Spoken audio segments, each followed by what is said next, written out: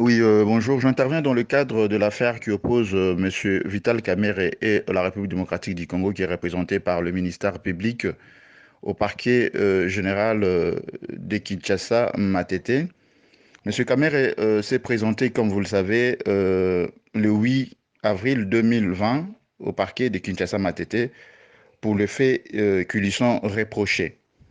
En effet, il y a un RMP qui a été ouvert, numéro 2538 bar PG.023 B bar KAM bar 2020 du chef de l'infraction du détournement des deniers publics, infraction prévue et punie par l'article 145 du Code pénal, livre 2. Monsieur Kamer s'est présenté, comme vous le savez, au parquet de Kinshasa, Matete. Après audition d'autant d'heures, il a été mis sous le régime du mandat d'arrêt provisoire.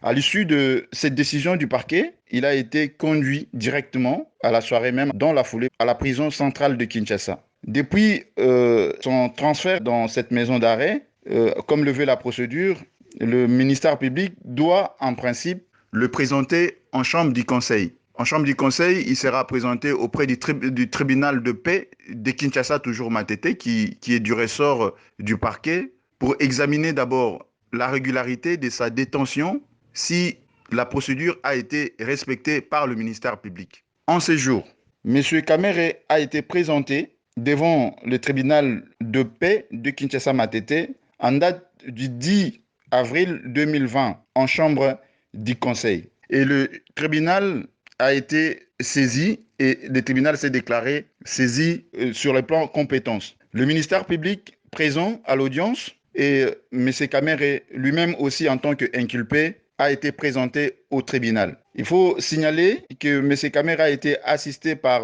ses conseils, que je ne vais pas citer ici, ses avocats, et à l'issue de l'instruction, parce qu'il a sollicité une mise en liberté provisoire pour permettre à ce qu'il puisse retourner chez lui et puisse comparaître à chaque fois que la justice aura besoin de lui. Le droit congolais à la matière, le pouvoir revient au juge. En cette matière de la liberté provisoire, c'est le juge du tribunal de paix, parce que c'est lui qui a compétence en chambre du conseil. Il a été présenté, le ministère public a présenté l'inculpé et il a soutenu le charge à charge du monsieur Kamere, mais il s'est avéré, à l'issue de cette audience, plaidoirie ayant tenu par ses conseils, le juge n'a pas accédé à la demande de la partie demanderesse, donc la demande formulée par les avocats de M.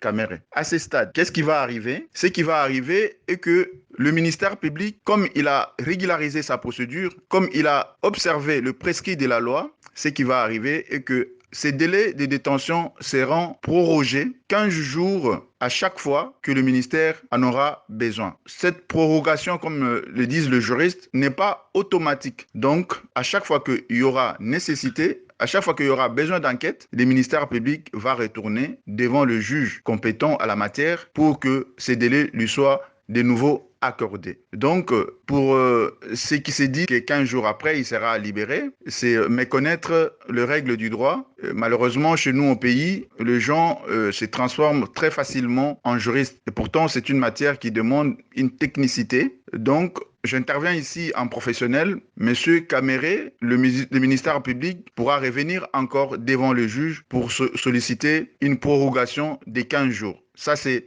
la procédure pénale qui le veut, comme ça, en matière de détention en République démocratique du Congo. J'interviens depuis Paris, Maître Apollinaire Ngonkoukou Kikambounou. Merci.